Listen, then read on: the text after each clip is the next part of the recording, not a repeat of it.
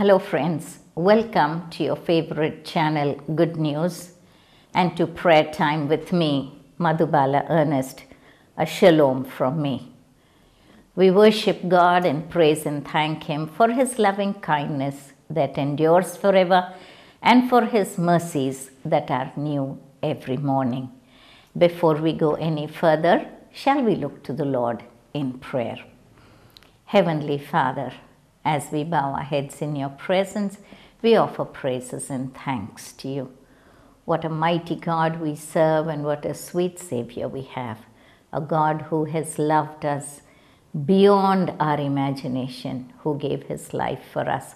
We thank you and we praise you. And Holy Spirit God, as we meditate upon your word, we pray, O Father, that you would allow us to understand and to, Lord, just internalize your word, to be not just the hearers, but the doers of the word. To that end, we surrender ourselves into your hands and we pray in the most exalted and matchless name of our Lord and Savior Jesus Christ. Amen, amen, and amen. So friends, last time what we were doing, we ended the 15th chapter of the Gospel according to St. John, and the last verse that we read, the last two verses said, "When the Counselor comes, whom I will send to you from the Father, the Spirit of truth, who goes out from the Father, he will testify about me, and you also must testify, for you have been with me from the beginning." The subheading of this portion that we did last week was "The world hates the disciples." And what we discussed was that Jesus said, if the world hated me, they will hate you also. And the one word that we were looking at was in the 23rd verse we saw, "He who hates me hates my Father as well. If I had not done among them what no one else did, they would not be guilty of sin. But now they have seen these miracles and yet have hated both me and my Father. But this is to fulfill what is written in the law, they hated me without a cause." So the world does not know from where Jesus came. They do not know the source, that the Father had sent Jesus and that Jesus proceeded from the Father, and that is why they hate him. But what we see here in the last verses that we did last time was that even the Spirit of truth goes out from the Father. We have been looking on and on off at Trinity and how the three are in one and it is one in three. The Son proceeds from the Father. The Spirit proceeds from the Father. They are all together one, and then their functions are different. They do their work and then they are back as one. So the Holy Spirit proceeds from the Father. The Son also came from the Father. And now as we continue, Jesus has already told the disciples that you will be hated for my sake. People will persecute you. They will hate you. They will talk against you because they do not know who I am. They will not love you. And in the 16th chapter we read, it says, "And all this I have told you so that you will not go astray."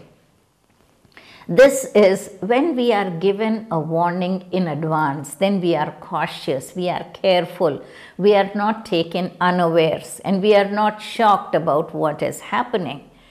When we know that there is a danger ahead, we don't get upset or worried or shocked about what we are facing, but since it was already told us, when it comes, we know it is part of the journey that we are taking, and this had to be. So we deal with it. We learn to deal with the situation when we are forewarned. Supposing the water, the municipal water or the tap water that we receive in our apartments, if we get a notice beforehand saying, tomorrow there will be no water supply. So when we open the tap in the morning the next day and the water is not coming, we don't get surprised. We may forget and open and then, oh, yesterday itself they told us. But what do? We store water beforehand, and we are careful in spending the water that we do the next day, because we know the water there is no water supply. We were forewarned, given a notice beforehand. So it doesn't take us by surprise. In fact, we expect it. If the next day we open the tap and we see the water running, we say, yesterday they told us that there won't be any water supply, but the water is being supplied. It's a good thing. If it does not happen according to what was announced, we are happy about it. But if we are announced in advance, we have no reason. And we cannot say, I didn't do it because I didn't know about it.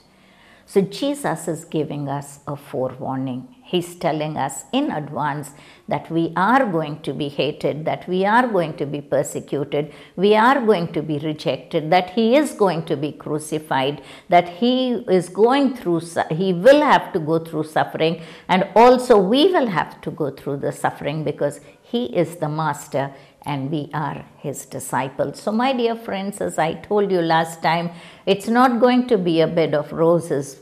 When we follow Jesus, we will have a life of peace, a life of the abundance of joy that Jesus has promised. We will have the assurance of being an overcomer, because the Word of God says that we are more than conquerors through Christ Jesus. It says, if God be for us, then who can be against us? The Word of God says, I will never leave you nor forsake you. Those are the promises that we will carry through in our lives, and it will be fulfilled in our lives, that He will fight our battles. He will protect us from every harm and danger. The name of the Lord is like a mighty tower. The righteous run into it and they are safe. In the name of Jesus, the enemy can be conquered by us. So we have the power of the blood of Jesus, the power of the name of Jesus, and His presence to dwell with us. Those are the promises He gives us. But at the same time, there are going to be difficulties that we will face, and He has given us a warning in advance that you will be facing difficulties. And when you face these difficulties, because I'm telling you in advance, don't go astray.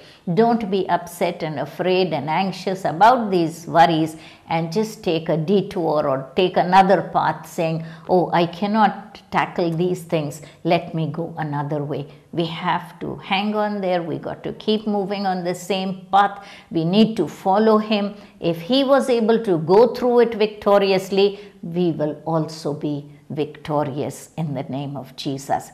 What is going to happen to us? Basically, in this portion, He's talking to the Jews, to the Israelites among whom He was living at that time. And He says, you will be put out of synagogues. Now, this is pertaining to the Jews, pertaining to the Israelites. The place of their worship is the synagogue. Now, the synagogue, as I have one time and again told you, the Old Testament that we follow is the book, the holy book of the Jews, and they call it the Tanakh. And they follow the rules and regulations of the Tanakh or the Old Testament. So anything contrary to that is not going to be acceptable to that, to the synagogue. Just like we go to our own churches and each one of us has our own dogmas and doctrines followed in our churches.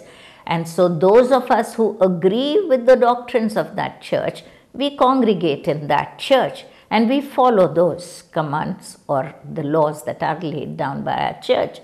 Supposing some new person comes in and begins to teach, preach and talk about something other than the dogmas or the doctrines that are being followed in that place of worship and tries to propagate them, the authorities are not going to keep quiet. They will say, look sir, this is our church, this is our place of worship, this is how we go about it, these are our rules, these are our ways of worship. You cannot bring in your ways of worship into our place of worship.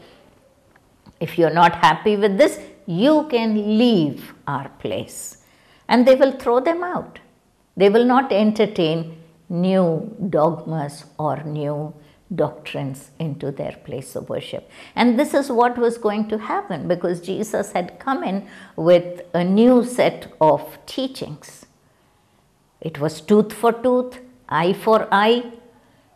Whatever anyone does, give it back to them, and they pay them back in the same coin. And here Jesus was saying, if someone slaps you on one cheek, show the other cheek also. At that point of time, they didn't have to do anything with the enemies. They just had the friends to do good too. Here Jesus was saying, if your enemy is hungry, feed him. If he is thirsty, give him water to drink. So they were teaching new things. And apart from all that, Jesus was going to die on the cross for the sins of the whole world. And he was going to show a new path of redemption, a new path of sacrifice, a new path for the forgiveness of sins. Till now, they had to sacrifice a lamb, a calf, a bull to be, to get rid of their sins. But now Jesus was saying, now this is all done with, and now I'm going to go to the cross as the final Lamb of God, as the final sacrifice. And after me, there won't be any more bloodshed for anyone's sins, because I will pay the price for the sins of all mankind. So that was what was the teachings, new teachings that were going to come in. So it was a natural thing that would follow. And we don't blame the authorities who did so, because even today in our own church, if there were people who came and introduced new things and laws or doctrines that are contrary to what is already being followed, they will not be entertained. And if they try to force themselves on the very congregation that is in that place, they will be thrown out, they will be beaten, or as it says that people, they will put you out of the synagogue. So, natural thing. Then he says, in fact, a time will be coming when anyone who kills you will think he is offering a service to God. Now, this is happening. There are people who are of other faiths who, when they come and beat up the Christians, they count it as a favor done to their own faith. Various people of various faith, various doctrines, various belief system, even the political belief system, all over the world, you will find Christians are not given the freedom in many countries. Even the other day I was reading about California, USA, where they said Bible is going to be banned. Now all of us think America is a Christian country.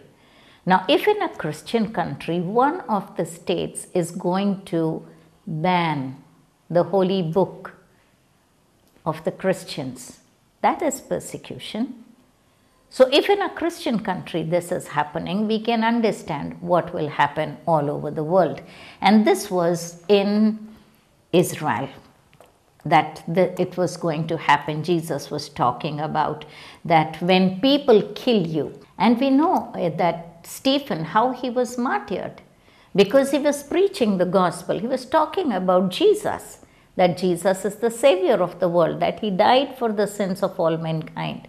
And when he preached, they stoned him to death. And who was standing there taking care of the clothes? Apostle Paul himself. And he was, it says that he was consenting to the death of Stephen. So my dear friends, this was told in advance before it ever happened. Jesus already gave all these notifications to the disciples. He said, they will count it a service to God if they persecute you. They will do such they will do such things because they have not known the Father or me. I have told you this so that when the time comes, you will remember that I warned you. I did not tell you this at first because I was with you. So what Jesus is telling them is, I have told you this so that when it comes, you will remember.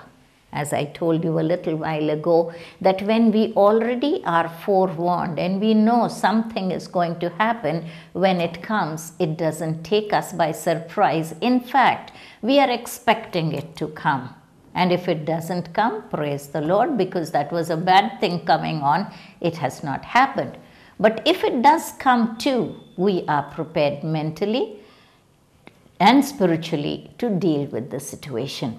So here is Jesus telling them, I am warning you about this early enough so that when it comes, you will not be afraid or threatened by it. And he says, I didn't tell you this right in the beginning because I was with you. And I knew how I would handle the situation, how I would protect you, how I would keep you. But now I'm going to leave you to be on your own. You won't have anyone with you to protect you, to lead you, to guide you, to teach you. You will be on your own, and I'm going away to the Father.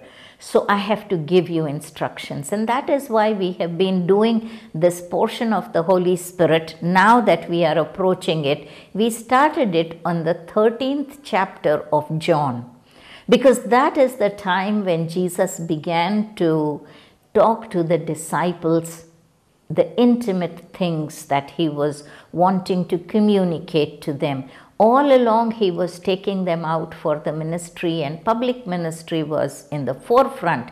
But now Jesus was withdrawing from the public ministry and he was spending more and more time with the disciples because they were going to carry on the work that he was going to leave behind. So now his attention was all focused on these 12 disciples, of whom he knew one was going to betray him. So 13th chapter we started, and we have continued line by line.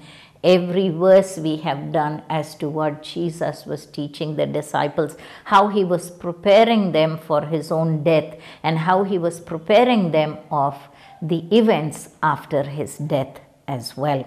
So my dear friends, even when we become followers of Jesus Christ, now of course we have the New Testament with us to give us instructions as to what we can do, what we shouldn't do, what are the privileges we have, and what are the teachings, how we are supposed to conduct ourselves, how the church is to be conducted. We have the manual now with us, but at that time the disciples only had the words of Jesus, which he was going to teach them in these last few days, depositing into them the very essence of Christianity. And so they were listening to him, and he was communicating his heart to them. And he said, because I was with you, I did not give you any warning or instruction of this kind before, but now, because I will be going away, I want to tell you this. And he tells them that they will do such things because they have not known the Father or me. Friends, this is very, very important. Last week also I told you that this is a very important verse in the scriptures which we need to understand and keep in mind, and for prayer request that we need to pray constantly about, that the people would know who the Father is, and that they would know that Jesus proceeded from the Father.